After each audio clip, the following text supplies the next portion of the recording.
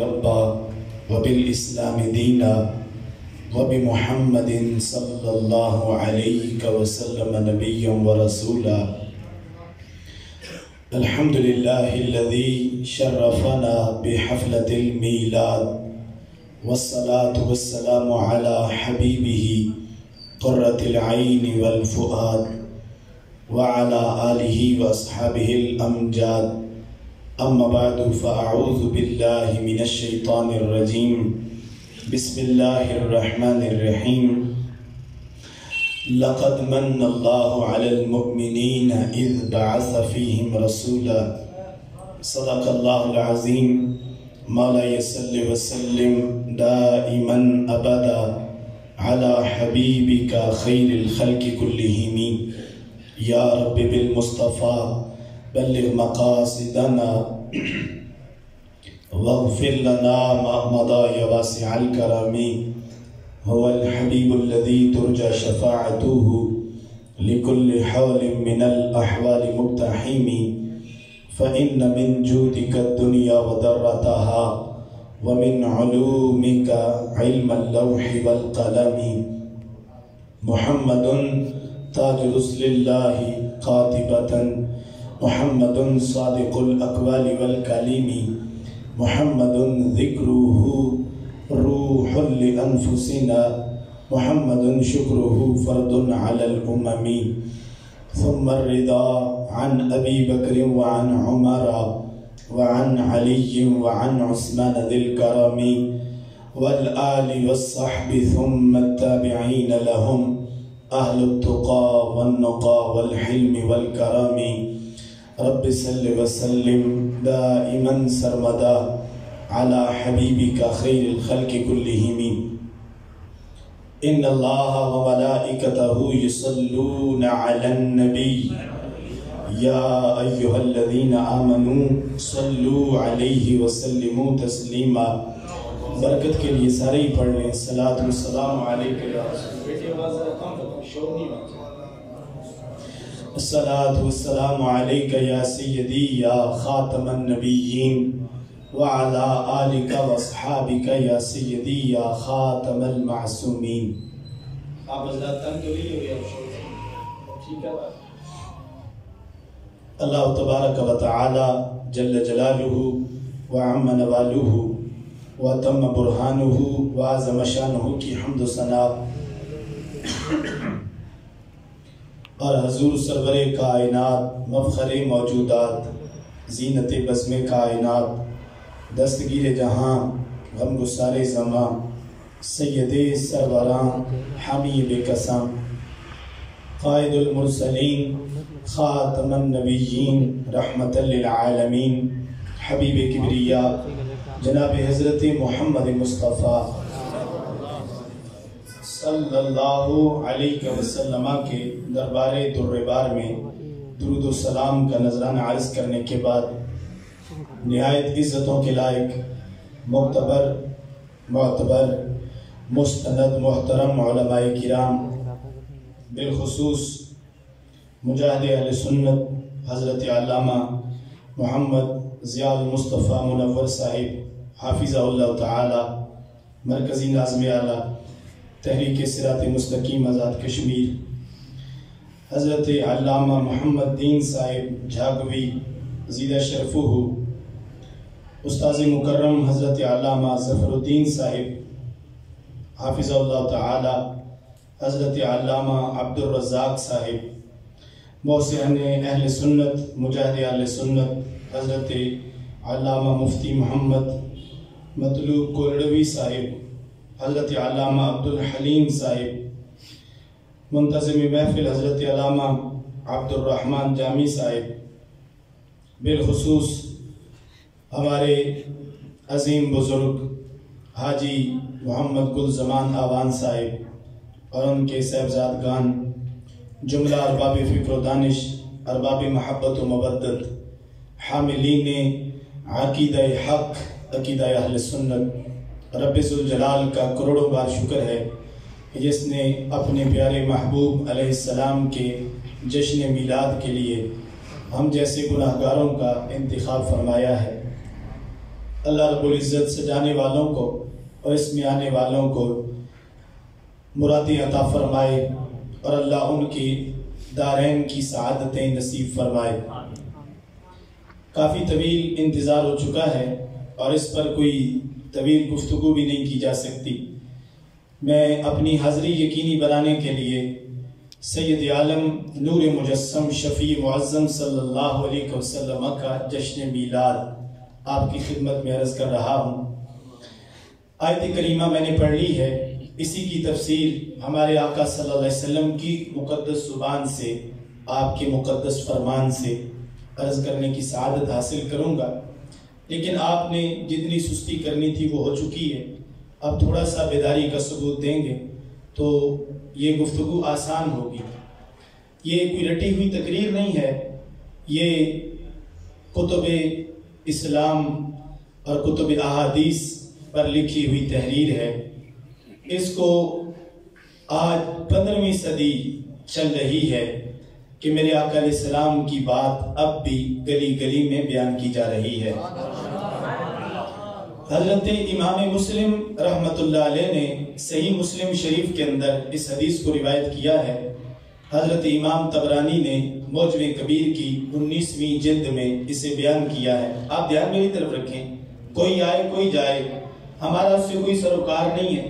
ہم جس محبوب کے لیے آئے ہیں ہم اسی طرف توجہ رکھیں گے۔ یہ بچے جو اٹھ کے محفل کا ادب خراب کر رہے ہیں، آپ احباب جو پاس بیٹھے ہیں وہ ان بچوں کی اصلاح کریں، اور جنہوں نے بچوں نے جانا وہ بھی پہلے اٹھ کے چلے جائیں کہ حدیث شروع ہوگی تو پھر اس کا ادب نہیں کہ کوئی اٹھ کے جائے۔ صحابہ کرام علیہم رضوان تو آنکھ نہیں جھپکتے تھے جب سرکار بات کرتے تھے، اور ہم کیسے ہیں کہ ہمیں موبائل بھی یاد رہتا ہے اور ہمیں گپیں بھی یاد رہتی ہیں اور ہم دائمہ بھی دیکھ لیتے ہیں۔ تو اللہ نے ہمیں 15ویں صف میں رکھا اس لیے کہ ہم لائق ہی اسی کے تھے۔ پہلی صف میں ہوتے تو کیا عشق تھا ہمارا، کیا محبت تھی ہماری۔ بات تلخ ضرور ہے لیکن اللہ نے جس کو جہاں رکھا ہے ٹھیک رکھا ہے، یار غار کو جہاں رکھا ہے وہاں ٹھیک رکھا ہے، اور آج کے گناہگار کو جہاں رکھا ہے تو ٹھیک رکھا ہے۔ حضرت امام بہقی نے شعب الایمان کے اندر اس حدیث کو روایت کیا ہے۔ امام طبرانی نے، پھر دہراتا ہوں، معجم کبیر میں اس حدیث کو روایت کیا ہے، اور حضرت امام مسلم رحمت اللہ علیہ نے اس حدیث کو صحیح مسلم شریف کے اندر روایت کیا ہے۔ امام حیثمی نے مجمع الزوائد کے اندر اس حدیث کو روایت کیا ہے۔ بات ہے ہمارے آقا علیہ السلام کے مقدس دور کی۔ ویسے تو ہر دور ہی ہمارے نبی علیہ السلام کا ہے، لیکن اس دور کی بات اس لیے کرتے ہیں کہ اس وقت وہ اپنوں بیگانوں کو ایک جیسا ہی دیدار عطا فرماتے تھے۔ دیدار اب بھی عطا کرتے ہیں لیکن صرف اپنوں کو کرتے ہیں، بیگانوں کو نہیں عطا فرماتے۔ اس وقت ہمارے آقا علیہ السلام کا مقدس دور ہے جب ابھی پردہ نہیں گرایا، دوست بھی دید کرتے ہیں، دشمن بھی کرتے ہیں۔ ہمارے آقا علیہ السلام حجرے میں ہیں، وہاں سے اٹھے ہیں اور حضور اپنی مسجد میں تشریف لے آئے، اور جب مسجد نبی میں پہنچے جہاں آج ایک نماز پڑھنے سے 2 لاکھ نمازیں پڑھنے کا ثواب ملتا ہے۔ سننے والے کسی کو اس پر اعتراض ہو کہ ہم نے تو 50,000 سنا تھا، آپ نے کہاں سے 2 لاکھ بنا لیا؟ تو میرے نبی علیہ السلام کی وہ پہلی حدیث ہے، اور جو میں سنا رہا ہوں یہ بات والی ہے۔ بولے سبحان اللہ۔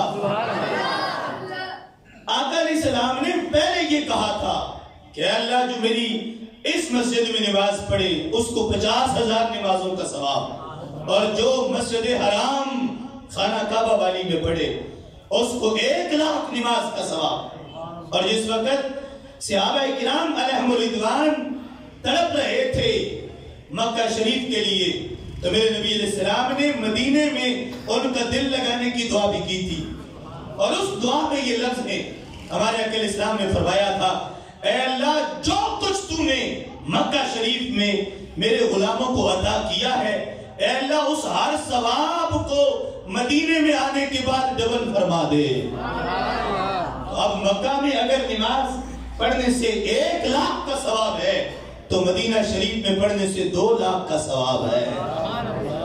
مسجد نبوی ہے، میرے نبی علیہ السلام تشریف لائے ہیں، جیسے مسجد میں پہنچے تو دیکھا آگے جلسہ ہے، آپ میں سے کوئی محلے میں نہ ہو، وہ بعد میں آئے، اطلاع نہیں ہے، خبر نہیں ہے۔ یہ مثال سمجھانے کے لیے دے رہا ہوں، ورنہ تو ہمارے نبی علیہ السلام کو ذرے ذرے کی خبر ہے، قطرے قطرے کا علم ہے، اور پتے پتے کا پتہ ہے۔ ہمارے نبی علیہ السلام تشریف لائے تو دیکھا محفل شاہ جاری ہے، تو آقا علیہ السلام نے اپنے صحابہ کرام علیہم الرضوان سے ایک سوال کر دیا، فرمانے لگے ما اجلسکم، اے میرے صحابہ یہ آج تم نے کیسی محفل سجائی ہے، اس کا تم نے نام کیا رکھا ہے؟ ما اجلسکم، یہ جلسہ کیسا ہے؟ یعنی آج مسجد میں کوئی محفل ہے تو ایصال ثواب کی بھی ہو سکتی ہے، میلاد کی بھی ہو سکتی ہے، 11ویں شریف کی بھی ہو سکتی ہے، درس قرآن کی بھی ہو سکتی ہے، درس حدیث کی بھی ہو سکتی ہے، اللہ کے ذکر کی محفل بھی ہو سکتی ہے، مسجد میں تقوی، طہارت، پرہیزگاری کے کورس کی محفل بھی ہو سکتی ہے۔ صحابہ کرام علیہ الرضوان ابھی دین نیا تھا تو سیکھنے کے کورسز جاری تھے۔ آقا علیہ السلام نے سوال کیا تو وہ خارجی جن کے پیٹ میں درد تھا ان کا درد باہر آ گیا، وہ کہنے لگے تم کہتے ہو انہیں تو عرش فرش کی خبر ہے، وہ تو ما کان ما یکون کا علم رکھتے ہیں، دیکھو اگر ان کے پاس غیب کا علم ہوتا تو وہ جلسے کے بارے میں سوال کیوں کرتے، خود کیوں نہیں بتا دیتے؟ تو پتا چلا ان کے پاس علم نہیں، اس واسطے سوال کیا ہے۔ میرے بھائیو، میں جواب دینے سے پہلے آپ کو سمجھانا چاہتا ہوں کہ ہمارے آقا صلی اللہ علیہ وسلم کو اللہ نے وہ نگاہ عطا کی ہے کہ کائنات بننے سے پہلے کے علوم بھی اللہ نے انہیں عطا کر دیے ہیں، اور کائنات مکمل ہونے کے بعد کے علوم بھی اللہ نے میرے نبی علیہ السلام کو عطا فرما دیے ہیں۔ تو سوال یہ ہوتا ہے کہ جب جانتے تھے تو سوال کیوں کیا؟ ہمارے آقا علیہ السلام کی شان یہ ہے، سنن نبی داؤد میں حدیث موجود ہے، ہمارے آقا علیہ السلام جس وقت حضرت حارثہ شہید ہوئے تھے، آپ کے پاس ام حارثہ آ گئی، ان کی امی کہا یا رسول اللہ میرا بیٹا حارثہ جنگ میں شہید ہو گیا ہے، محبوب پیارے مجھے بتا دو، اگر تو وہ جنت میں پہنچا ہے تو میں اس پر صبر کرتی ہوں، اس پر اللہ کا شکر ادا کرتی ہوں، اور اگر وہ جنت نہیں پہنچا مجھے اجازت دے دو، میں ماں ہوں، رو کے دل کی بھڑاس تو نکال لوں۔ میرے آقا علیہ السلام نے آگے سے یہ نہیں کہا کہ میں نے تمہیں کلمہ پڑھا کے شرک سے نکالا تھا اور تم غیب کی خبریں مجھ سے پوچھ کے پھر شرک میں جا رہی ہو، ایسا ہرگز سرکار نے نہیں کہا، ایسا ہرگز سرکار نے، زور سے بولو، ایسا سرکار نے نہیں کہا۔ یہ بھی نہیں کہا جیسے کچھ آج لوگ رسالت سمجھانے کے لیے سیرت کانفرنسز کرتے ہیں اور اس میں یہ سرکار کی شان پیش کرتے ہیں، معاذ اللہ، کہ وہ تو جتنا جبریل بتاتے تھے اتنا ہی پتا تھا، جبریل کے محتاج تھے، وحی کے ذریعے سے جو علم ان کے پاس آتے تھے اس کے سوا انہیں کوئی خبر نہیں۔ اگر خدا نہ خواستہ بات یہ ہوتی تو آقا علیہ السلام فرماتے حارثہ کے بھی بیٹھ جاؤ یا گھر چلی جاؤ، جبریل اگلی بار آئے گا اللہ سے وحی لے کے، وہ مجھے بتائے گا، میں کسی صحابی کو بھیجوں گا، وہ تمہیں بلا لائیں گے، پھر وہ میں تمہیں پڑھ کے سنا دوں گا، میں نے تو صرف کلمہ پڑھانا ہے، نماز روزے کی کوئی بات ہو وہ مجھ سے پوچھ سکتی ہو، یہ غیب کی خبریں یہ میرے بس میں نہیں۔ ایسا بھی سرکار نے، بولو، ایسا بھی سرکار نے نہیں کہا۔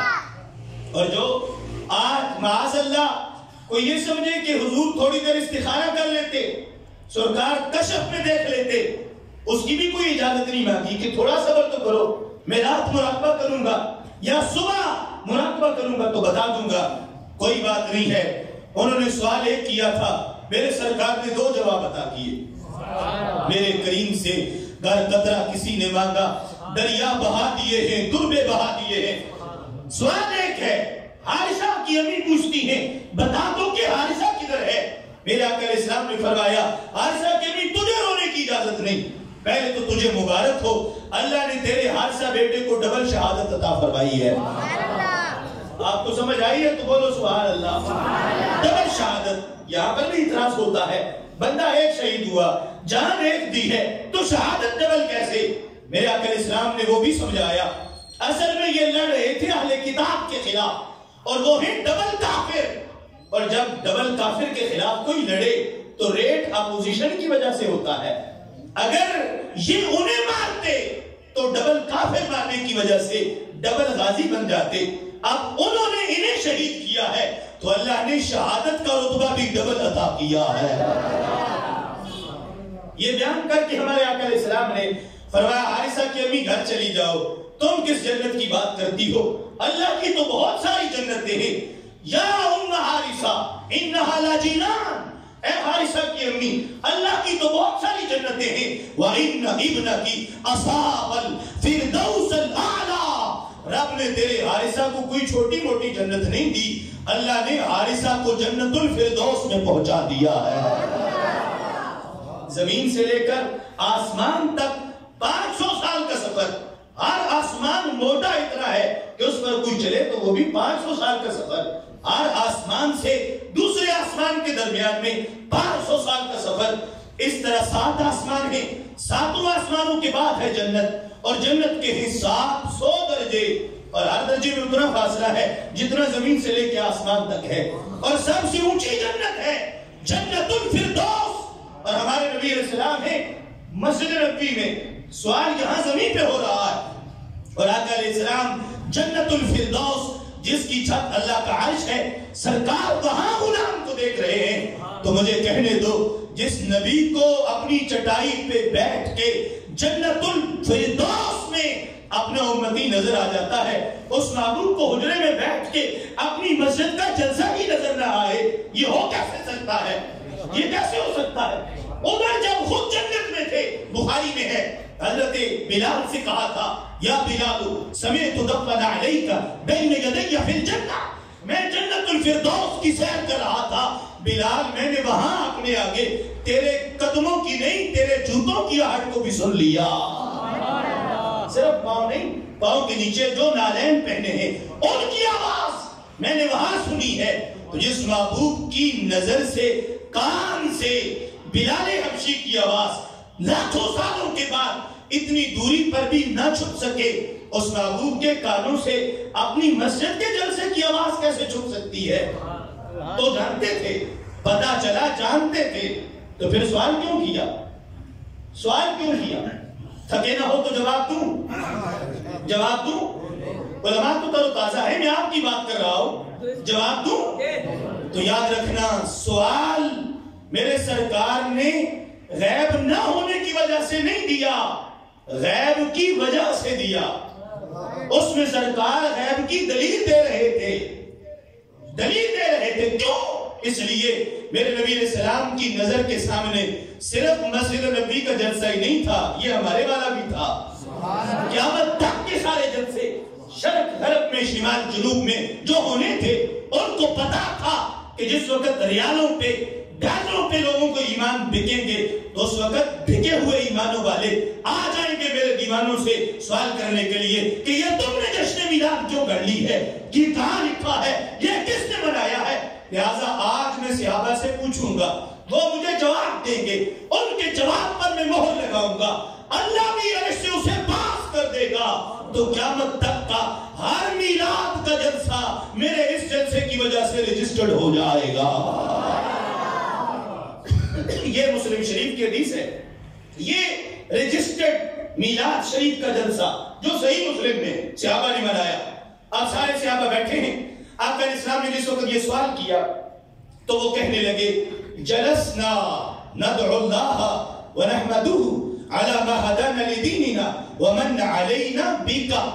یا رسول اللہ صلی اللہ علیہ وسلم, آج ہم سارے بیٹھے ہیں تو ہماری محفل کی جو آج کوشش ہے, آج ہمارا جلسہ وہ میلاد یہ نماز کے مسائل کا نہیں, زکوٰۃ کے مسائل کا نہیں. آج ہم بیٹھ کے قرآن کی تلاوت نہیں کر رہے, آج ہم بیٹھ کے جہاد کی بات نہیں کر رہے, آج محبوب ہم اللہ کے ذکر کی کوئی محفل نہیں سجا کے بیٹھے.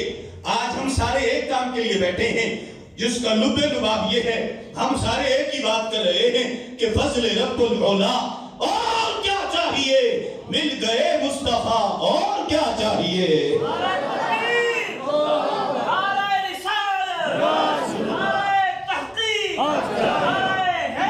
یا اب یہ لبے لباب ہے اور میں لفظ سمجھانے لگا ہوں. آپ نے ایک ایک حرف دل میں اتارنا ہے اور حدیث ایک سمجھ آ گئی تو بیڑا پار ہو گیا. پھر آپ کو کوئی گمراہ نہیں کر سکتا, پھر کوئی بہک نہیں سکتا. آج یہ حدیث شریف صحیح مسلم میں ہے, سند کے لحاظ سے بھی کلیئر ہے, متن کے لحاظ سے بھی کلیئر ہے. کہنے لگے جلسنا یا رسول اللہ, ہم سب نے جلسہ کیا. اب علماء بھی بیٹھے ہیں اور آج چھوٹے چھوٹے طالب علم جو 9th 10th میں پڑھتے ہیں ان کو جس وقت عربی پڑھائی جاتی ہے تو اتنی گرامر ان کو بھی آتی ہے. شروع میں جو گردانیں یاد کروائی جاتی ہیں ماضی مضارع کی, تو یہ جلسنا جمع متکلم کا صیغہ ہے. جلس یجلسو, اس سے جلسہ بھی ہے, اس سے جلوس بھی ہے, اس سے اجلاس بھی ہے, اس سے مجلس بھی ہے. یہ سارے اسی مادے سے بنے ہیں. جلسا جلسا جلسا جلسو جلست جلستا جلسنا جلستا جلستما جلستم جلستی جلستما جلستن جلستو جلسنا. یہ جمع متکلم کا صیغہ. اب یہ تھی گرامر, یہ بچوں کے پلے تو بڑی ہوگی. بابے ویسے ہی مجھے دیکھ رہے ہیں کہ حضرت صاحب نے کیا شروع کر دیا, لیکن جو میں نے بیان کیا ہے وہ میں کھول کے اندر نہ ڈالوں تو جلالی ہی نہیں ہوں. جلسنا جلسنا جمع متکلم کا صیغہ. جمع متکلم سارے جمع اور سارے ہی بات کر رہے ہیں, یعنی آپ سارے مل کے جو ایک بار کہتے ہو نا سبحان اللہ, ایک بھی کوئی چپ نہ رہے, تو اس کو کہا جاتا ہے جمع متکلم. نہیں بولے نہیں آپ سارے بھی سارے جمع متکلم نہیں ہوئے, جمع تو ہے متکلم نہیں ہے. اس لیے میں چاہتا ہوں پہلے سارے جمع ہم متکلم ہو جائیں تو میں سیدھا سمجھاؤں. یا سارے بولے ہو نا سبحان اللہ. اللہ اکبر.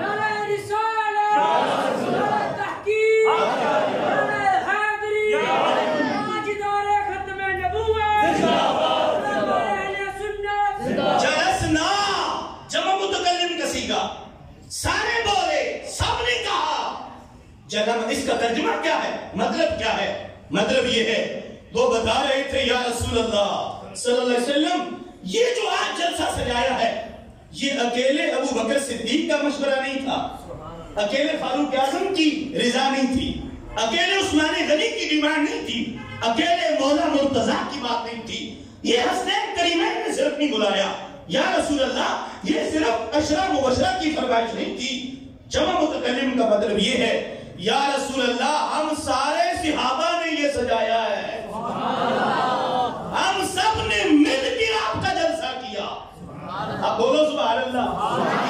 یہ جو ہمارے کالجز میں, یونیورسٹیز میں, سکولوں میں پڑھنے والے طالب علم, ان سے پوچھا جاتا ہے ہمارے نبی علیہ السلام نے بعثت کے بعد, اظہار نبوت کے بعد اتنے سال گزارے تو دکھاؤ کتنی بار جلسہ کیا. پوچھا جاتا ہے کہ حضرت ابو بکر صدیق رضی اللہ تعالیٰ عنہ کا دور اتنا تھا, بتاؤ انہوں نے کتنی بار محفل کی. حضرت عمر رضی اللہ تعالیٰ عنہ, حضرت عثمان غنی, حضرت علی رضی اللہ تعالیٰ عنہ, ان سب کا دور اتنے سال گزرا, دکھاؤ کس نے کیا ہے. تو میں آج وہ تمہیں دکھانے آیا ہوں, آج وہ سمجھانے آیا ہوں, اور جنہوں نے کھپلا کیا ہے فراڈ پکڑوانے آیا ہوں. بولو سبحان اللہ. اللہ نے ہمیں رکھا اس لیے ہے, جہاں کوئی چور اندھیرے میں چوری کر رہا ہو ہم نے وہاں دیا جلانا ہوتا ہے, ہم نے فوراً لائٹ جلانی ہے, لوگ پکڑ لیں کہ یہ چور ہے. جس نے چوری کی کہ اس کو جلسہ ملا ہی نہیں, تو اس کا مطلب پتا چلا وہ تو ابھی صحیح مسلم سے واقف نہیں, اس نے تو بھی سیاستہ نہیں پڑھی, اور جس نے سیاستہ نہیں پڑھی تو اس نے تو دورہ نہیں کیا, اور جس نے دورہ نہیں کیا وہ عالم نہیں بنا, اور جو عالم نہیں وہ میرا ظالم ہے, جو فتویٰ تو لگاتا ہے لیکن فتوے کا کوئی پیچھے رابطہ پتہ نہیں بتاتا. اور یہی صحیح مسلم ہے جہاں ہر شان والے آقا صلی اللہ علیہ وسلم کی شان کا پتہ امت کو چل جاتا ہے. جلسنا یا رسول اللہ, ہم سب نے جلسہ کیا, ہم سب نے کیا ہے, سب نے کیا ہے. لوگ پوچھتے ہیں دکھاؤ کس نے کیا, تو میں یہ ایک جملہ دے کر چیلنج کر رہا ہوں, اب تم اس میں سے نکال کے دکھاؤ کس نے نہیں کیا. سمجھ آئیے کہ نہیں آئی؟ جو کہ اگر یہ نہیں تھے تو جلسنا میں وہ تھے, جلسنا میں وہ تھے. اور ہمیں فخر ہے اپنے نصیب میں کہ کسی کے حصے میں جلوسنا آیا ہے, ہمارے نصیب میں جلسنا آیا ہے. ہم جلسے والے ہیں.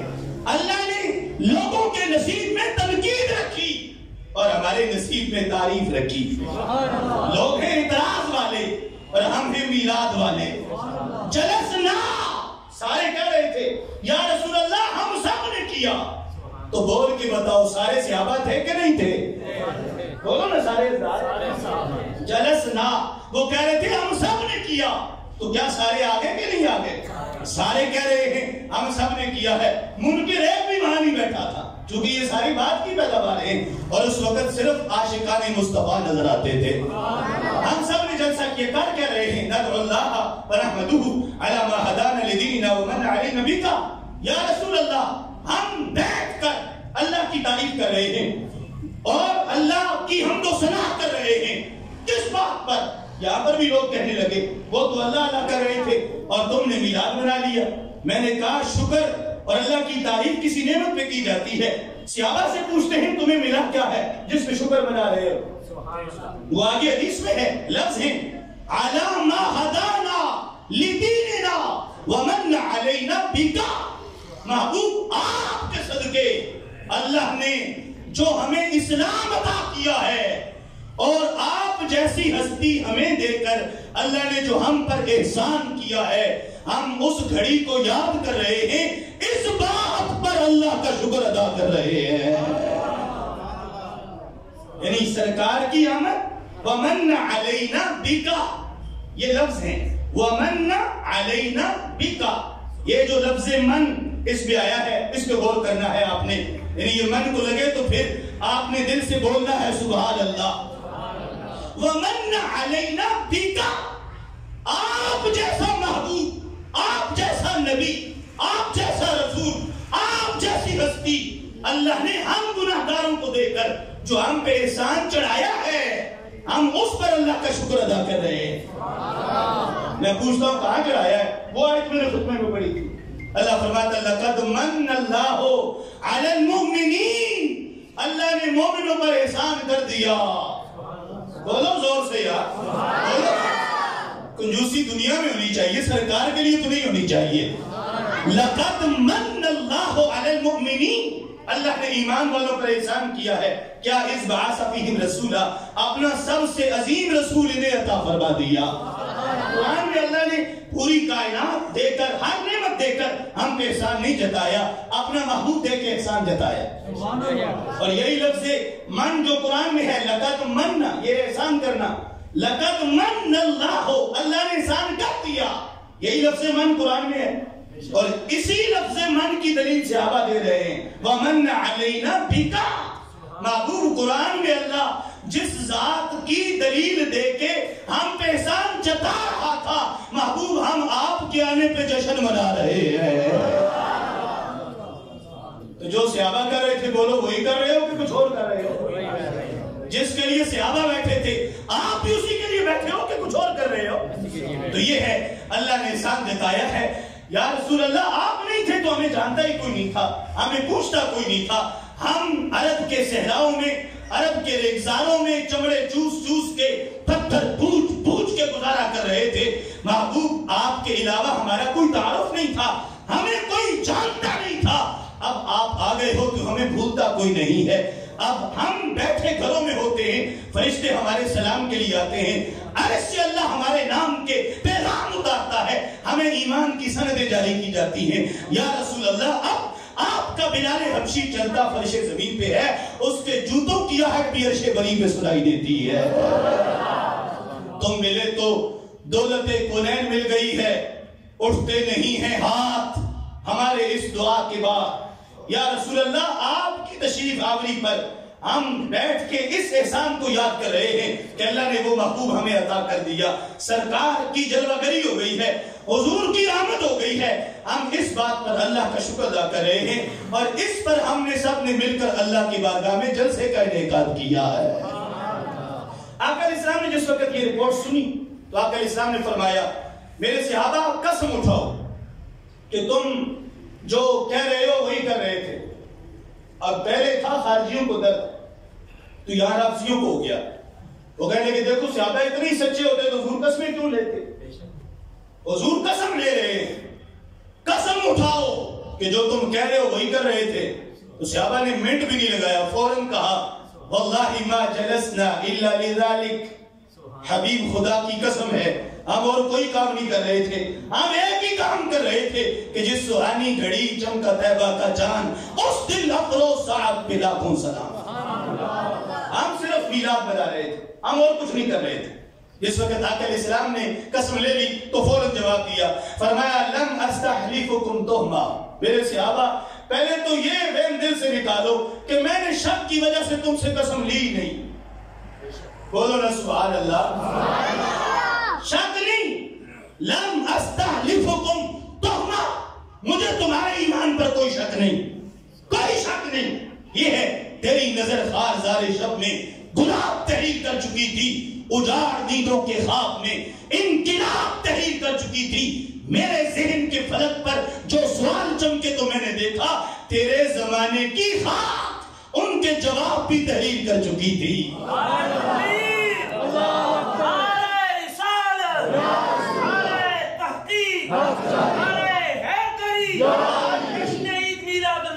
صدیہ بعد کسی نے اعتراض کرنا تھا, میرے نبی علیہ السلام نے صدیہ پہلے جواب عطا کیا ہے.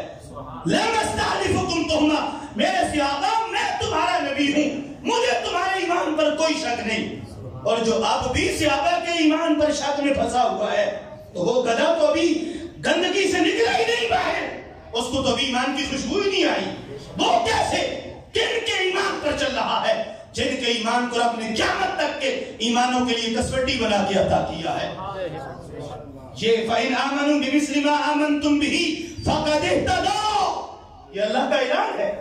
بعد والوں, قیامت تک آنے والوں, جب تک تم میرے محبوب کے صحابہ جیسا ایمان نہیں لاؤ گے تم مومن ہی نہیں ہو سکتے, ہدایت پا ہی نہیں سکتے. ان کا ایمان ہے امام, ہمارا ایمان ہے مقتدی. اگر گڑبڑ وہاں ہوتی تو پھر ہمارے بھی سارے جاری ہوتے. اگر ہمارا ایمان اصلی ہے, نسلی ہے, تو صحابہ کے صدقے ہے. بولو, آپ بول نہیں رہے سبحان اللہ. یہاں سبحان اللہ نہ بولنا جرم بن سکتی ہے کہ گواہی لی جا رہی ہے. صحابہ کو حضور کہہ رہے ہیں مجھے تمہارے ایمان پر کوئی شک نہیں ہے. اور اللہ کا شکر ہے جن کے ایمان پر سرکار کو شک نہیں, سرکار کے پروردگار کو شک نہیں, ان کے ایمان پر سرکار کے امت کے کسی گناہگار کو بھی کوئی شک نہیں ہے. ہمارا بھی ایمان ہے کہ اللہ نے ان کو جو شان عطا کی ہے اس کی گواہی ہمارے نبی علیہ السلام نے دی. حضور نے فرمایا قسم پھر کیوں مانگی؟ جب شک نہیں تھا, بات کنفرم تھی, بات کلیئر تھی, تو آپ نے کیوں قسم مانگی ہے؟ میرے نبی علیہ السلام نے فرمایا بات یہ ہے, میرے صحابہ تم یہاں بیٹھے ہو, تم میرا میلاد منا رہے ہو, تمہیں پتہ ہی نہیں کہ عرش پہ کیا ہو رہا ہے. میں حجرے میں بیٹھا تھا, اللہ نے تمہارے لیے جبریل علیہ السلام کو بھیج دیا ہے. جانی جبریل فاخبرنی ان اللہ یباہی بکم الملائکہ, اللہ نے جبریل علیہ السلام کو بھیجا ہے, انہوں نے آ کر مجھے خبر دی ہے یا رسول اللہ, جنہوں نے آپ کی مسجد میں آپ کے میلاد کی محفل سجائی ہے, ایک تو اللہ صاحب کے نام کا سلام بھیج رہا ہے, اور دوسرا اللہ عرش کے سامنے فرشتوں کو بٹھا کے ہر ایک کی خود حاضری لگا رہا ہے. عربی زبان میں اصل میں یباہی کہتے ہیں فخر کرنے کو. یباہی, یہ سنو گے تو وہی سواد آئے گا, سواد آئے گا. اور سواد لینے کے لیے بھی بندہ زندہ دل ہونا چاہیے نا, یا ٹھنڈا بھی ہونا چاہیے. تھوڑا سا ہلچل کرو کہ زندگی ہو. ہم تو وہ سنی ہے مر جائیں, قبروں میں بھی نہیں چپ رہے تھے, باہر کیسے چپ بیٹھے ہوئے ہو؟ تو بولو سبحان اللہ, پتہ چلے. یہ قبرستان جیسا ماحول نہیں کریٹ کرنا چاہیے. سرکار کی وہ جو جھوٹے ہیں جن کے پلے کچھ نہیں, ان کی جان سازی سننے کے لیے آپ ان کی محفل میں جائیں, دیکھیں وہ کیسے بھڑکتے ہیں, کیسے اچھلتے ہیں. اور ہم ہیں کہ حق پر ہو کے, حق سن کے, حق بیان کر کے, پھر بھی ہم پتھر رہتے ہیں. اس لیے بولو, ہماری سستیوں نے یہ دن پیدا کیے. نعرہ تکبیر, اللہ اکبر, نعرہ رسالت, نعرہ رسالت, نعرہ حیدری, نعرہ حیدری. اب یہ حدیث شریف ہے, میں کسی مفتی کا فتویٰ نہیں سنا رہا کہ فلاں مسلک والا ایسا ہے تو فلاں مسلک والا ایسا ہے, یہ فلاں مفتی کا فتویٰ ہے. یہ میں نہیں بات کر رہا, میں کر رہا ہوں تو اللہ کے قرآن کی کر رہا ہوں, یا اسی کے محبوب علیہ السلام کے فرمان کی کر رہا ہوں. جس کو یہ بھی عزم نہ ہو تو اس کا عزم ہی خراب ہے, اور جس کو یہ عزم ہو جائے وہ سچا ایمان والا ہے. یباہی بکم الملائکہ, یباہی کہتے ہیں فخر کرنے کو. کس کو؟ اس مثال کا اس حدیث کے ساتھ تعلق نہیں ہے, لیکن میں سمجھانے کے لیے وضاحت کر رہا ہوں. جیسے کسی کا اپنا بچہ اتنا لائق نہ ہو تو وہ غیروں کی مثال دے کے دیکھو فلاں جو بندہ ہے اس کا بچہ کتنا لائق ہے، کتنا باادب ہے، بچہ ہو تو اس جیسا ہو، بیٹا ہو تو ویسا ہو، اور باادب ہو، نمازی ہو، پرہیزگار ہو، باحیا ہو تو اس جیسا ہو، ذہین ہو تو اس جیسا ہو، ہاتھ چومنے والا ہو تو اس جیسا ہو۔ یہ اپنے بچے پر کسی غیر کا فخر جتا کے اس کو شرم دلانا، اس کو عربی میں کہتے ہیں یباہی۔ سمجھ آ رہی ہے کہ نہیں آ رہی؟ اگر یہ مثال سمجھ گئے ہو تو چونکہ صحابہ معصوم عن الخطا ہے، اس طرح تو بات ہی نہیں، میں سمجھانے کے لیے کر رہا ہوں۔ اصل مسئلہ یہ تھا اللہ نے فرشتوں کو بٹھا کے فخر کیوں کیا؟ فخر کیوں کیا؟ فرشتوں کو اللہ نے کہا دیکھو میں نے تم سے پہلے دن پوچھا تھا بناؤں کہ نہ بناؤں، تم نے کہا تھا نہ بنا۔ سمجھ آ رہی ہے؟ نحن نسبح بحمدک ونقدس لک، رب نہ بنا، اے اللہ نہ بنا، یہ خون کی ندیاں بہائیں گے۔ میں تمہیں کہتا تھا نا یہ میرے نبی کا میلاد منائیں گے، تم نے کہا تھا نہ بنا، فسادی نکلیں گے، میں جانتا تھا کہ میلادی نکلیں گے۔ اے فرشتوں تم اعتراض کر رہے تھے، آ جاؤ آنکھوں سے دیکھو۔ جس نبی کو لینے کے لیے خود نبی ترستے رہے، جن کو پانے کے لیے رسول دعائیں کرتے رہے، کلیم اللہ جیسے تڑپتے رہے، میں نے کسی کو نہیں دیا۔ ہزاروں سال پردوں میں چھپا کے رکھا اپنا محبوب، کروڑوں سال چمکاتا رہا محبوب کے نور کو، میں نے صدیاں بعد ان کو دیا ہے۔ تو فرشتوں آنکھوں سے دیکھو، یہ بھی آگے سے نمک اور ہم نہیں نکلے، نہ شکر نہیں نکلے، میں نے محبوب دیا ہے۔ آج کتنے سال گزر گئے ہیں، انہوں نے بھی لینے کا حق ادا کیا ہے، انہوں نے بھی محبوب سے وفا کا حق ادا کیا ہے۔ تو فخر کیا ہے؟ فخر یہ ہے فرشتوں ایسے ہوتے ہیں غلامان مصطفیٰ، ایسے ہوتے ہیں سرکار کا میلاد منانے والے، ایسے ہوتے ہیں شکر گزار بندے۔ عاشق ہو تو ایسے ہو، امتی ہو تو ایسے ہو، دیوانے ہو تو ایسے ہو، اور مستانے ہو تو ایسے ہو کہ میں نے دینے میں کسر نہیں چھوڑی ہے، انہوں نے محبوب کے جشن میں بھی کسر نہیں چھوڑی ہے۔ ان اللہ یباہی بکم الملائکہ، یہ ہیں جنہوں نے حق ادا کیا۔ پہلے تو سوچو تو صحیح کہ حضرت موسیٰ علیہ السلام دریا کراس کروا رہے ہیں، اور وہ نسلی ازلی دشمن ان کا فرعون کہ جو ان کے بچوں کو ذبح کرتا تھا، عورتیں چھوڑتا تھا، قرآن کہتا ہے، اور اتنا ظلم تشدد موسیٰ علیہ السلام نے چھڑوایا ہے، اور آگے دریا آگیا ہے۔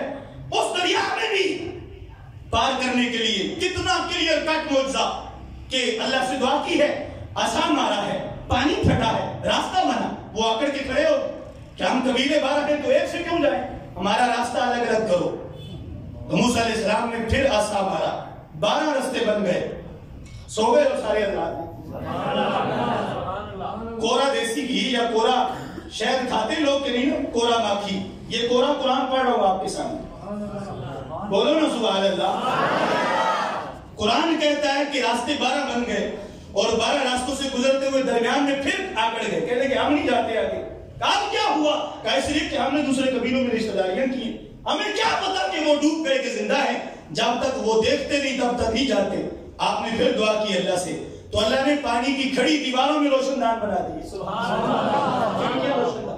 اب ایک دوسرے کو دیکھتے ہوئے گپے لگاتے ہوئے اتنے نخرے سے دریا کراس ہو رہا ہے، اور پیچھے فرعون صاحب چڑھے ہوئے ہیں، اور یہ آگے نخرے کرتے ہوئے پاک چڑھ رہے ہیں۔ کتنی بڑی دلیل ہے قدرت کی۔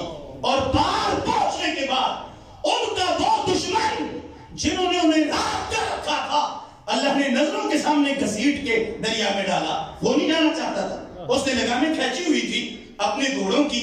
اللہ نے جنت کی گھوڑی بھیجی تھی جس کے کھروں کے نیچے سے سامری نے وہ مٹی اٹھائی تھی، اس مٹی کو اس نے بچڑے میں ڈالا تھا، تب وہ بچہ بولتا تھا۔ چونکہ جنت کی کوئی شے بھی اگر زمین پہ قدم رکھے تو مردہ زمین زندہ ہو جاتی ہے۔ سبحان اللہ۔ اب یہ علماء جانتے ہیں کہ میں کہاں کہاں سے گزر کے نکل گیا ہوں، اور کہاں کہاں کی بات آپ کو سنا دی ہے۔ وہ مٹی جس وقت دیکھی سامری نے اٹھائی، اور وہ جنت کی گھوڑی گھوڑوں کے پاس سے گزری، تو وہ گھوڑے قابو میں نہ رہے، اس کے پیچھے ہو گئے۔ اللہ نے گھسیٹ کے اسے پہنچانا تھا، دبا کے مارنا تھا۔ اب اتنا بڑا کچھ کرنے کے بعد حق تو یہ بنتا تھا ان کی بوٹیاں بھی ہو جاتی، تو ہر بوٹی سے توحید کی آواز آتی، ہر بوٹی سے رسالت کی وفا نظر آتی۔ لیکن ابھی چند قدم آگے چلے ہیں، قرآن کہتا ہے دیکھا کہ ایک قوم بتوں کی پوجا کر رہی ہے، وہیں چھوڑ کے بیٹھ کے کہا موسیٰ کس خدا کے کلمے پڑھاتا ہے؟ یا موسیٰ اجعل لنا الہا کما لہم آلہہ، ایسا کوئی خدا بنا کے دے جیسے ان کے پاس ہے، تو کس خدا کے کلمے پڑھاتا ہے؟ اتنی کچی توحید، اتنا ریتلا عشق، اتنا بے بنیاد محبت کا دعویٰ، تو اللہ ان کو سرکار کیسے دے سکتا تھا؟ آئیے سمجھ کے نہیں آئی؟ وہ تھے اصل میں حج حرام جنہوں نے بےایمانیاں کی اور نبیوں کو توہین کرتے رہے، شہید کرتے رہے. اللہ نے ان کو نہیں دیا، اور دیا ان کو ہے جن کو سب سے زیادہ وفادار بنایا ہے. آج بھی صدی 15ویں ہے تو ممتاز قادری ہے کہ نہیں ہے؟ اور بولو نا علم الدین شہید ہے کہ نہیں ہے؟ عامر چیمہ شہید ہے کہ نہیں ہے؟ یہ ساری امت، وہ جو امام سیوطی کہہ رہے تھے تفسیر در منصور میں، میرے آقا علیہ السلام نے جس وقت صحابہ سے پوچھا تھا میرے صحابہ سب سے قابل تعجب ایمان کس کا ہے، تو صحابہ نے 3 بندوں کی بات کی تھی، 3 کیٹیگریز کی. یا رسول اللہ فرشتوں کا ہے؟ حضور نے کہا نہیں، وہ تو نور کے بنے ہیں. کہا پھر نبیوں کا ہے؟ کہا وہ تو دوسروں کی ہدایت کے لیے بھیجے گئے ہیں. کہا پھر ہمارا ہے؟ حضور نے کہا میں جو تمہارے درمیان بیٹھا ہوں تمہارا کیسے قابل تعجب ہے؟ تو پوچھا محبوب پھر آپ ہی بتا دو وہ کون ہے؟ حضور نے فرمایا ایسے لوگ آئیں گے میرے بعد جن کے سامنے قرآن نہیں اترے گا، جبریل نہیں آئے گا، اور وہ ایک بار بھی ڈیمانڈ نہیں کریں گے کہ اب سرکار پڑھ کے سنائیں تو پھر مانتے ہیں، اب جبریل آئے تو پھر مانتے ہیں. قرآن 2 گتوں کے اندر بند کتاب کی شکل میں ان کے پاس جائے گا. میرے صحابہ وہ چوم کے سینے سے لگائیں اور ان کے ایمان کو میں 7 بار مبارکباد پیش کرتا ہوں. اور ان کی رپورٹ کیا تھی کہ ان کی شان تمہیں بتاؤں، وہ مجھ سے کتنا پیار کریں گے. کون میں سے کسی کو کہا جائے کہ تمہیں سرکار کا دیدار کرواتے ہیں، قیمت ادا کرو، تو وہ کیا کرے گا؟ کہا وہ کہے گا میری جان بھی لے لو، میرے بچے بھی لے لو، میری بیوی بھی لے لو، میرے ماں باپ بھی لے لو، میرا گھر لے لو، میرا قبیلہ لے لو، میری ساری دنیا لے لو، ایک بار حبیب کا دیدار کروا دو. میری ایک دید پر وہ سب کچھ لٹانے کے لیے تیار ہو جائیں. تو بولو سرکار سچ فرما رہے تھے کہ نہیں؟ اس لیے مٹ گئے مٹتے ہیں مٹ جائیں گے آدھا تیرے، نہ مٹا ہے نہ مٹے گا کبھی چرچا تیرا. اور ہماری وفائیں تو ٹھیک ہیں صحابہ کرام کی وفاؤں کی، اصل وفا انہوں نے کی ہے، اور اللہ نے ان کا صدقہ بھیک ہمیں بھی عطا کی ہے. تھکے نہ ہوں تو میں بات چونکہ کلوز کر رہا ہوں. صحابہ کرام علیہم الرضوان کی بڑی شان ہے. آج اس طرح کچھ دھتورے ایسے بھی پیدا ہو گئے ہیں، کلمہ سرکار کا پڑھتے ہیں، فتویٰ بھی سرکار پر لگاتے ہیں. بچے کا برتھ ڈے ہو کوئی پرابلم نہیں، اپنی ہیپی اینیورسری ہو کوئی پرابلم نہیں، اپنی سیاست کا کوئی جلسہ ہو کوئی پرابلم نہیں، اس کے جھنڈے پہ کوئی اعتراض نہیں، اس کی ریلی کے خرچے پہ کوئی اعتراض نہیں، وہاں کلینے پیچھے کوئی مسئلہ نہیں، وہاں کنجر ناچے کوئی مسئلہ نہیں، وہاں ساری رات ڈیک بجے کوئی مسئلہ نہیں. بات سرکار کی آئے تو ان کو خرچے یاد آ جاتے، ان کو فضول خرچی کے فتوے سوچتے ہیں. تمہیں بتاتا ہوں ہم جن کے پیچھے نیتی ہے ان سے قیمتی تو کائنات میں پیدا ہی کوئی نہیں ہوا نبی اور رسولوں کے بعد. یاد رکھو ہمارے آقا علیہ السلام کو جو اللہ نے سرداری دی ہے وہ سرداری نوکروں میں بھی بانٹی ہے. جو کچھ سرکار کو ملا ان کا صدقہ ان کے ہر وفادار کو ملا. اللہ نے سرکار کو جیسے پوری کائنات میں بے مثال بنایا ہے اور ان کو سب سے افضل بنایا ہے، تو ان کا صدقہ ان کی اہل بیت کو تمام نبیوں کی اہل بیت سے افضل بنایا ہے. سرکار کے صحابہ کو تمام نبیوں کے صحابہ سے افضل بنایا ہے، ان جیسا کوئی نہیں ہے. اور سرکار کے ساری امت کو ساری امتوں میں سے اللہ نے افضل بنایا ہے.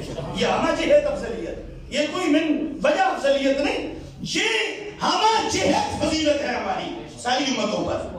یاد رکھنا ہمارے آقا علیہ السلام کے صحابہ کی شان یہ بھی صحیح مسلم میں ہے، غالباً بخاری میں بھی ہے. ہمارے آقا علیہ السلام نے فرمایا میرا ایک صحابی ایک مٹھی جو خیرات کرے.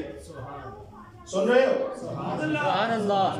ہم اصل کشمیریوں کا ایک مسئلہ بھی ہے کہ زیادہ سمجھ آئی یا تو بالکل حواس باختہ ہو جاتے ہیں یا بالکل بولتے ہی نہیں ہے مسئلہ. اور لاہور زندہ دل لوگوں میں آپ بیٹھے نا، خدا کی قسم رات 3 بجے 4 بجے بھی ان کا عشق نعرے مار رہا ہوتا ہے، رکاوٹ تو قریب ہی نہیں آتی. اس لیے دل کے گیٹ کھولو، تھوڑا اندر جائے، یہ تر و تازہ ہو. یہ پانی ہے اور اس پانی نے جو ہے وہ ہماری ایمان کی فصل ہری بھری کرنی ہے، اور یہ مدینہ شریف کا پانی ہے. یہ مکئی چاول گندم ان کے کھیتوں کو سیراب نہیں کرتا، یہ ایمان کی دنیا کو سیراب کرتا ہے۔ تھوڑا سا جانے دے تاکہ دل سیراب ہو اور اندر سے سبحان اللہ کی آواز آئے۔ سرکار کو زبردستی کی سبحان اللہ نہیں پسند، سرکار کو محبت والی سبحان اللہ پسند، محبت والی سبحان اللہ، محبت۔ صحابہ کرام کے بارے میں حضور نے فرمایا میرا ایک صحابی مٹھی جو خیرات کرے، بعد والوں تم احد پہاڑ جتنا سونا بھی خیرات کرو، میرے صحابی کی مٹھی کا مقابلہ بھی نہیں کر سکتے، مٹھی جو کے خیرات کا مقابلہ بھی نہیں کر سکتے۔ اور مسلم میں دوسری حدیث ہے، فرمایا لا منام احدهم ساعة خیر من عمل احدکم عمره، میرا ایک صحابی ایک منٹ کے لیے سو جائے، بعد والو تم ساری رات نہیں، سارا سال نہیں، ساری عمر کھڑے ہو کے بندگی کرتے رہو، تمہاری ساری عمر کی نیکیاں ایک پلے میں رکھی جائیں، وہ میرے کسی صحابی کی ایک منٹ کی نیند کی مار بھی نہیں بن سکتی،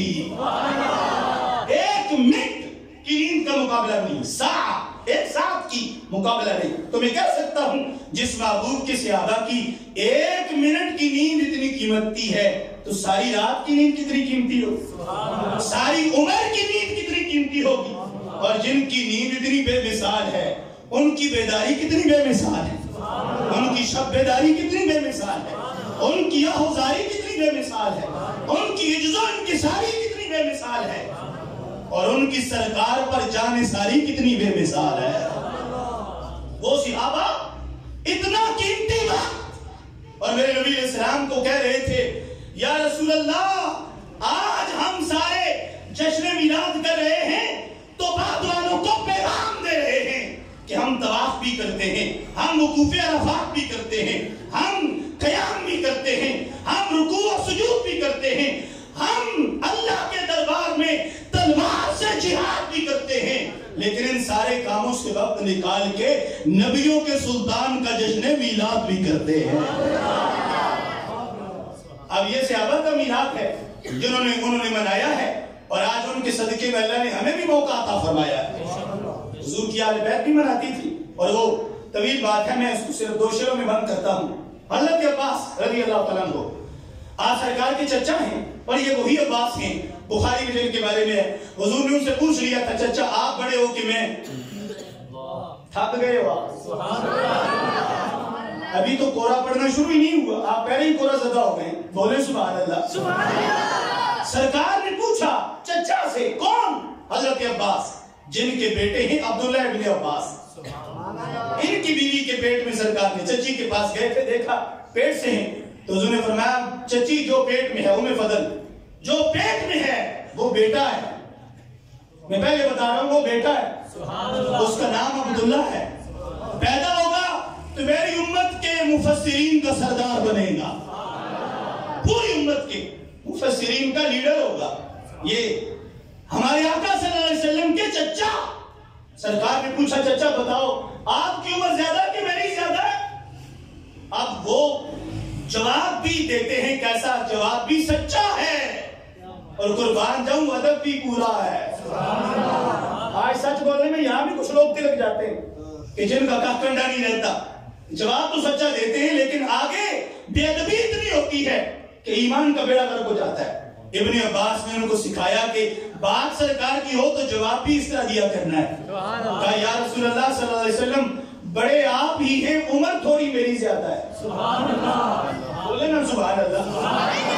یہ حضرت عباس نے تبوک سے واپسی ہو رہی ہے، امام حلبی نے لکھا، امام قسطلانی نے، امام زرقانی نے شرح مواہب میں، شیخ عبدالحق محدث دہلوی رحمۃ اللہ علیہ نے مدارج النبوت میں لکھا کہ جس وقت تبوک سے واپسی ہو رہی تھی ہمارے آقا علیہ السلام راستے میں مدینہ شریف سے چند منزلیں پہلے رات گزاری۔ سبحان اللہ۔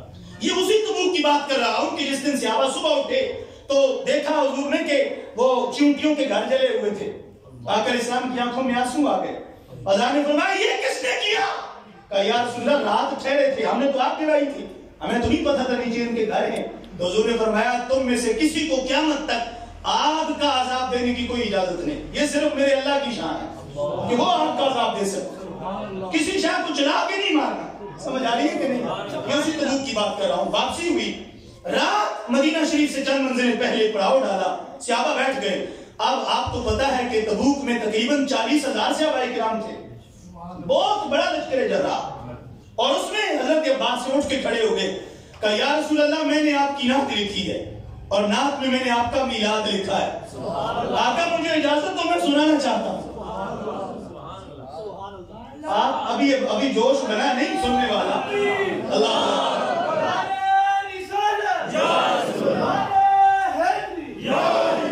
میں سنانا چاہتا ہوں، اجازت ہو میں سنانا چاہتا ہوں۔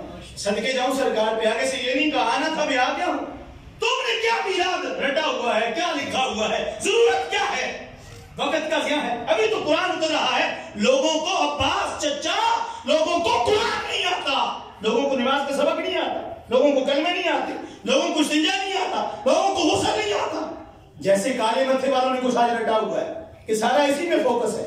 ہمارے ہتھے کچھ چڑھ گئے، ہم نے کہا یہ تو ٹہنیاں ہیں، جڑ کی بات بھی ہے تیرے پاس کوئی؟ یہ جو کر رہا ہے کہ نماز ہو، روزہ ہو، زکات ہو، تبلیغ کے لیے نکلنا چاہیے، میں نے کہا نکلنا چاہیے، میں مانتا ہوں، یہ ساری ہیں شاخیں درخت کی، یہ ہیں پتے، کوئی نیچے تنے کی بات بھی ہے تیرے پاس؟ تو تیرے پاس نیچے جڑ بھی ہے، عقیدہ بھی ہے؟ آج مسئلہ نماز روزے کا تو ہے ہی نہیں، مسئلہ تو عقیدے کا ہے، اور جو چیز بگڑ رہی ہو اس کو سنوارنا امتی کی ذمہ داری ہے۔ سمجھ آ رہی ہے کہ نہیں؟ اور زور سے بولو نا یار، مسئلہ عقیدے کا ہے۔ تو حضرت عباس کو سرکار کہہ سکتے تھے چچا میں نے آنا تھا، میں آ گیا ہوں، اب اس پہ جلسے کرنے کی کیا ضرورت ہے؟ لوگوں کو دین سکھاؤ، لوگوں کو نماز سکھاؤ، لوگوں کو قرآن سکھاؤ، لوگوں کو جہاد کی ٹریننگ دو، یہ کیا تم کر رہے ہو؟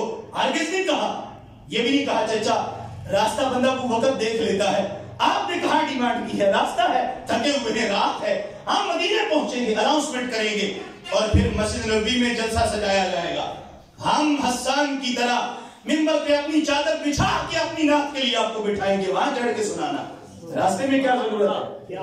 ایسا بھی سرکار نے بولو، ایسا بھی حدیث میں لفظ ہے، حضور اتنا خوش ہوئے، حضور نے فرمایا لا خدفا کا، چچا تمہارے دانتوں کو بھی کبھی درد نہ ہو، سناؤ نا میرا کیا میلاد لکھا ہے۔ اب کچھ لوگ کہیں گے یہ کوئی بڑی دعا تو نہیں تھی، دانتوں کو درد نہ ہو، یہ کوئی دعا ہے؟ اب علماء بیٹھے ہیں، میں ان کی توجہ نہیں چاہتا، میں آپ کی چاہتا ہوں، آپ کو سمجھ آ جائے، انہوں نے تو پڑھا ہوا ہے، پڑھاتے بھی ہوں گے، بلاغت کا قانون ہے کہ لمبی بات کو قریب سے ختم کرتے ہیں، یہ فصاحت و بلاغت کا قانون ہے۔ اس پر انہوں نے شعر لکھا ہے کہ مگس کو باغ میں جانے نہ دو، نہ حق پروانے کا خون ہوگا، شہد کی مکھی کو باغ میں جانے نہ دو، نہ حق پروانے کا خون ہوگا۔ پروانہ جو آپ دیا جمع چلاتے اس پہ آتا ہے کہ نہیں آتا؟ لائٹ پہ جو آتا ہے، اب پروانے کا اس شہد کی مکھی کے ساتھ کیا کنیکشن ہے؟ تو بلاغت والے کہتے ہیں مکھی باغ میں جائے گی، پھول کا رس چوسے گی، واپس آئے گی، اس کا چھتا بنائے گی، چھتے کا موم بنے گا، موم کی موم بتی بنے گی، وہ جلے گی، اس پہ پروانہ آئے گا تو وہ مارا جائے گا، لہذا مکھی کا گیٹ بند کرو۔ آگے یہ کبھی آئی بندہ مرتا کہاں سے؟ پہلے دانت درد کرتا ہے، پھر داڑھ نکلتی ہے، اور جب ایک سائڈ کی خالی ہو جاتی ہے تو ایک طرف چپڑ پڑ جاتا ہے، پھر دوسری سائڈ کی نکلتی ہے، اب چبا کچھ نہیں سکتا تو کورا نکلتا ہے، جب کورا نکلتا ہے تو میدا برباد ہوتا ہے، جب میدا ہضم نہیں کرتا تو آگے جو خون پیدا کرنا ہے، جگر کمزور ہے، آگے مسانے ختم ہیں، جب انجن خراب ہوا تو ساری گاڑی، سمجھ آ رہی ہے کہ نہیں آ رہی؟ تو میرے آقا اسلام نے جہاں سے شروع ہونی تھی نا بیماری، سرکار نے جڑ کو دعا دی، بولو نا سبحان اللہ، جڑ کو دعا دی، چچا اللہ تیرے دانتوں کو بھی درد نہ ہونے دے، دانت سلامت تو چہرہ سلامت، حسن سلامت، چہرہ بھرا ہوا ہے وہ دانتوں کی وجہ سے، اور میرا ٹھیک ہے دانتوں کی وجہ سے، ہر غذا کھاتا ہے، ہر نعمت سے لطف اندوز ہوتا ہے، تو میرے آقا اسلام نے کہا جڑ سلامت رہے گی تو پتے بھی سلامت رہیں گے، جڑ سلامت رہے گی تو پھول سلامت رہیں گے، جڑ سلامت ہوگی تو پھل سلامت رہیں گے۔ اے چچا دانتوں کو درد نہ ہو، نتیجہ کیا ہے؟ اللہ تیری جوانی سلامت رکھے، سنا کیا سنانا چاہتا ہے؟ یہ دعا ہے میرے نبی علیہ السلام کی کہ جوانی کو دعا دی، سناؤ کیا سنانا چاہتے ہو؟ ہم شروع کرتے ہیں 12 ربیع الاول سے، لوگوں کو یہ بھی ہضم نہیں ہوتا۔ حضرت عباس نے شروع کیا آدم علیہ السلام سے، اور سرکار سن رہے ہیں، سرکار ہمارے نبی علیہ السلام سن رہے ہیں، چچا سنا رہے ہیں، 40,000 کا مجمع صحابہ کا سن رہا ہے۔ اس سے رجسٹرڈ، اس سے بڑا بھی کوئی میلاد ہوگا؟ 40,000 آج ہمیں اکٹھا کرنا پڑ جائے تو لالے پڑ جاتے ہیں۔ اور میرے سرکار کے کٹے صحابہ دیکھ کے حضرت عباس نے بھی موقع ضائع نہیں کیا۔ بات لمبی ہے، 2 شعر سناتا ہوں۔ چلتے چلتے پہنچے، کہا یا رسول اللہ، لوگ حیران ہیں، ابراہیم علیہ السلام کی پشت میں جب آپ کا نور آ گیا ہے تو ادھر نمرود نے آگ جلائی، اور اتنی زیادہ جلائی کہ خود قریب بھی نہیں جا سکتا، اٹھا کے پھینک بھی نہیں سکتا۔ وہ تو شیطان نے مشورہ دیا نا، جو آج بھی دیتا ہے کہ نہ بناؤ، اور اس نے کہا منجنیق بناؤ، اس میں ڈال کے پھینکو دور سے۔ یہ شیطان نے وہ غلیظ نما منجنیق بنوائی تھی۔ تو آگ میں جا رہے تھے خلیل علیہ السلام، لیکن ساری دنیا حیران ہے، آگ نے آگے سے پھول برسانا شروع کر دی۔ وجہ کیا ہے؟ آپ کہنے لگے وَرَدْتَ نَارًا خَلِيلِ مُقْتَتِمَ فِي صُلْبِهِ فِي صُلْبِهِ أَنْتَ كَيْفَ يَحْتَرِقُ إِنَّ لَمَّ وُلِدْتَ أَشْرَقَتِ الْأَرْضُ وَضَاءَتْ بِنُورِكَ الْأُفُقُ۔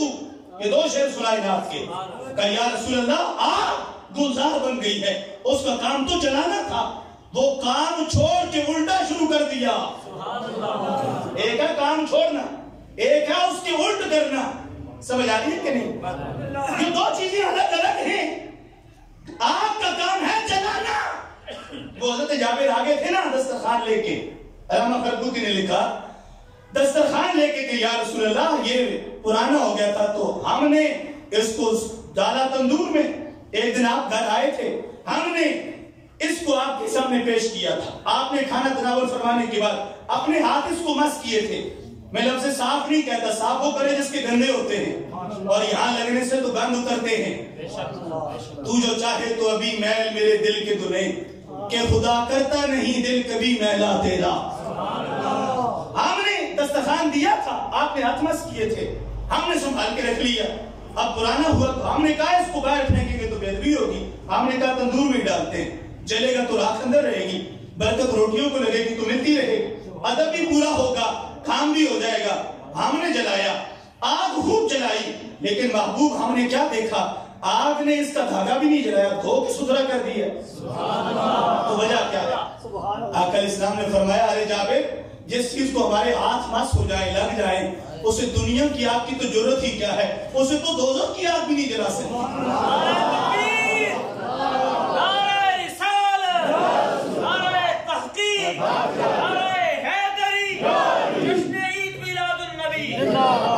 آگ کا کام ہے جلانا، کپڑے دھونا اس کا کام نہیں۔ آگ کا جلان ہے، آگ کا کام ہے جلانا، اس کا کام پھول برسانا نہیں۔ لیکن حضرت ابراہیم آگ میں جاتے ہیں، آگ گلزار بنتی ہے، اس کی لپٹیں، اس کے شعلے پھول پتیاں بنتی ہیں، وہ برستی ہے، پھول بنتی ہے۔ کیوں؟ حضرت عبداللہ کہنے لگے لوگوں کو سمجھ نہیں آئے گی، میرے پاس آئیں، میں انہیں بتاتا ہوں وجہ کیا ہے۔ کہا وجہ یہ ہے فی صلبہ انت، محبوب دیکھنے میں خلیل آپ جا رہے تھے، لیکن اصل میں محبوب ان کی پشت میں آپ بیٹھے ہوئے جا رہے تھے۔ آپ اصل میں آگ میں جا رہے تھے، بظاہر نظر ابراہیم علیہ السلام آ رہے تھے، حقیقت میں سرکار آپ جا رہے تھے۔ کہاں بیٹھے تھے؟ فی صلبہ، آپ ان کی پشت میں جلوہ کرتے۔ فی صلبہ انت، آپ ان کی پشت میں بیٹھے تھے۔ کیف یحترقو، آپ کی جرت کیا ہے کہ وہ آپ کو جلائے؟ آپ کو پتا چل گیا، پردے میں ہی صحیح میرے سرکار آ گئے ہیں، چونکہ آپ تو ہر مخلوق کے نبی ہیں تو آپ کے بھی نبی ہیں، آپ کے پاس پہنچے ہیں تو آگ نے جلانے والا کام چھوڑ کے جشن منانے والا کام شروع کر دیا۔ جس کی پشت میں آپ ہوں تو آپ کی ضرورت کیا ہے کہ وہ اپنا ہی نبی جلائے؟ وہ کیسے جلا سکتی تھی؟ اس نے استقبال کیا ہے۔ میں صدقے جاؤں، وہاں چند لمحوں کے لیے گئے، آگ نے جب جشن منایا ہے، ہمارے پاس تو ہمیشہ ہمیشہ کے لیے آئے ہیں، ہم سرکار کا جشن کیسے چھوڑ سکتے ہیں؟ بولو نا سبحان اللہ۔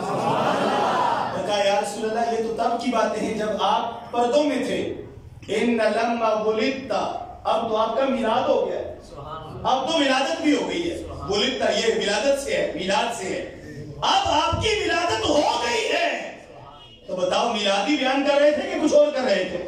او بولو زور سے یار، ان لما ولدت، اب تو میلاد ہو گیا ہے، ان لما ولدت اشرقت الارض، آپ کے میلاد سے اللہ نے زمین کا ذرہ ذرہ آفتاب بنا دیا ہے، کانٹا کانٹا گلاب بنا دیا ہے۔ ان لما ولدت، اب تو میلاد ہو گیا ہے، اشرقت الارض، زمین کا ہر ذرہ روشن ہو گیا ہے، اور بات زمین تک نہیں رہی، وضاءت بنورک الافق، آپ کے نور سے اللہ نے ساتوں آسمانوں کو بھی روشن فرما دیا۔ آقا علیہ السلام غلطی نکالتے تو یہ والی ضرور نکالتے، جو آج کچھ لوگ کہتے ہیں کہ وہ تو بشر تھے، نور نہیں تھے۔ حضور فرماتے ہیں چچا جان باقی تو بڑی سونی نعت پڑی ہے، لیکن یہ ایک شرک مار گئے ہو، لہٰذا یہ لفظ نور نکالو درمیان میں، میں نور نہیں ہوں، میں تو بشر ہوں۔ آپ کو آ بھی رہی ہے، سمجھ کے جا رہی ہے، آ رہی ہے۔ یہ جو لوگ کہتے ہیں نا کہ وہ تو نور نہیں تھے بشر تھے، اگر یہ والی بات ہوتی تو حضرت عباس بڑے آپ کے چچا سرکار کے منہ پہ 40,000 صحابہ کے مجمع میں سرکار کو نور کہہ رہے ہیں، فضاءت بنور کا، آپ کا نور، آپ کا نور، وضاءت بنور کا الافق، اللہ نے آپ کے نور سے 7 آسمان روشن کر دیے۔ اور میرے آقا علیہ السلام تھکاوٹ میں تھے، نعت سنی ہے تو مسکرانا شروع کر دیا، اور اس پہ سرکار نے کہا چچا اللہ تیرے دانتوں کو بھی درد نہ ہونے دے، تو نے میری بڑی اچھی نعت پڑھی ہے، اچھا میلاد بیان کیا۔ تو یہ آج آپ دیکھتے ہیں کہ نعت خان حسین بڑے ہیں، خوبصورت بڑے ہیں، چہرے چمکیلے بڑے ہیں، بڑا نور چڑھا ہوا ہے، تو یہ کوئی میک اپ کا کمال نہیں، یہ وہ والا میک اپ ہے جو سرکار کی دعا ہے۔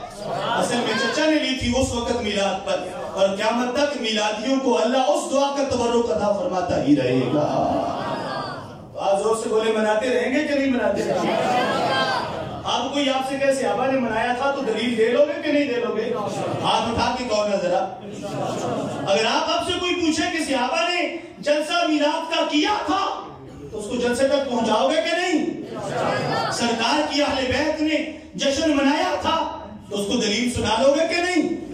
تو بس یہ دلیل گھر تک پہنچانا یہ ہماری ڈیوٹی ہے، زمانے بھر کا یہ قاعدہ ہے، جس کا کھانا اسی کے گانا۔ تو ہم نعمتیں جن کی کھا رہے ہیں، اللہ کا فضل ہے، گیت بھی سرکار کے گا رہے ہیں۔ اللہ رب العالمین میری آپ سب کی حاضری کو منظور فرمائے۔ جتنے عاشقان رسول نے یہ محفل سجائی ہے، اللہ اس میں برکتیں عطا فرمائے۔ یاد رکھ لیں کہ میلاد شریف منانا یہ اصل اس لیے ہے کہ ہم نے میلاد کو اپنانا بھی ہے، صرف منانے تک نہیں۔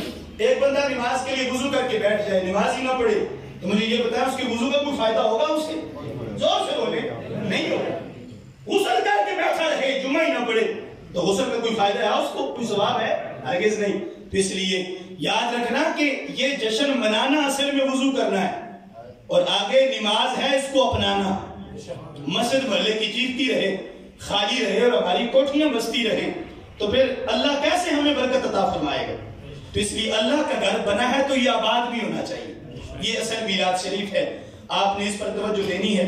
میں حاجی گل زمان اوان صاحب اور ان کے تمام رفقا کو، پوری ٹیم کو مبارکباد پیش کرتا ہوں۔ انہوں نے جو زمین اس میں پیش کی، اللہ اس ٹکڑے کے بدلے، یعنی یہ تو ان کا ہے، میں سمجھتا ہوں کہ اگر قرابت والے رشتہ داروں کا بھی اگر کسی کی کوئی عجب اس میں شامل ہے، وہ تو بڑی بات۔ آقا علیہ السلام نے فرمایا کسی نے مفس قطات جتنا، اس کے گھونسلے جتنا اگر مسجد بنائی، کیوں حدیث ہے مفس قطات، یہ سب سے چھوٹی چڑیا ہے۔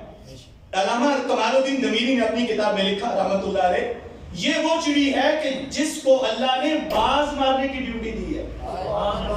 میاں صاحب نے شعر نہیں لکھا چڑیوں کو لو باز کمانا، وہ شعر سنا ہے نا آپ نے، چڑیوں کو لو باز کمانا۔ باز کی موت کیسے ہوتی ہے؟ اللہ نے بہت چھوٹے سائز کی ایک چڑیا رکھی ہے، اس کی چونچ تھوڑی سی لمبی ہے، وہ کرتی گولی کی سپیڈ سے آتی ہے، جس باز کو رب نے مارنا ہوتا ہے وہ آ کر پہلے اس کی ایک آنکھ نکالتی ہے، پھر بھاگتی ہے، پھر آ کر اسی رفتار سے دوسری آنکھ نکالتی ہے اور نہ کر دیتی ہے۔ وہ جب آنکھوں سے نابینا ہو جاتا ہے پھر وہ ٹکرے لگ لگ کے مرتا ہے، پہاڑوں کے ساتھ ٹکرا ٹکرا کے تباہ ہوتا ہے۔ اللہ وہ بے نیاز ذات، وہ سب سے چھوٹا سائز ہے۔ حضور نے فرمایا اس کے سائز کا نہیں، اس کا گھونسلہ اس سے بھی چھوٹا ہوتا ہے جس میں وہ پوری آ جاتی ہے۔ حضور نے فرمایا اتنی جگہ بھی کسی نے مسجد کے لیے دی تو اللہ جنت میں اس کے لیے اتنی جگہ نہیں، اس کے لیے محل تعمیر کرے گا۔ سوچے نا کتنا بڑا سودا ہے۔ اب یہاں پر بھی محدثین نے اعتراض کیا کہ اتنی جگہ پہ تو انگوٹھا بھی نہیں آ سکتا، تو جب انگوٹھا جتنی جگہ بھی نہیں، یہاں تو مسجد بن ہی نہیں سکتی، حضور کیوں مثال دے رہے ہیں اس کی؟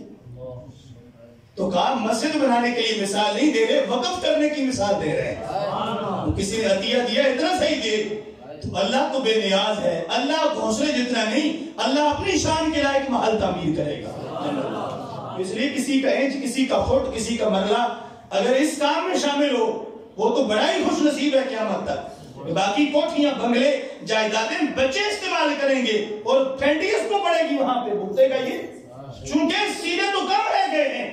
کوئی ایسا ہے کہ جو پورا خاندانی نکلتا ہے اور واقعی وہ حق ادا کرتا ہے اسلامی حق اور اسلامی حقوق کا خیال رکھتا ہے، ورنہ تو قطرے قطرے کا حساب اس کو دینا ہے۔ یہ ساری زندگی خریدتا رہا، بناتا رہا، آگے جوڑتا رہا اولاد کے لیے، لیکن وہ جب کھانے پینے کا وقت آتا ہے نا تو موت آ جاتی ہے، بندہ ویسے ہی ختم ہو جاتا ہے۔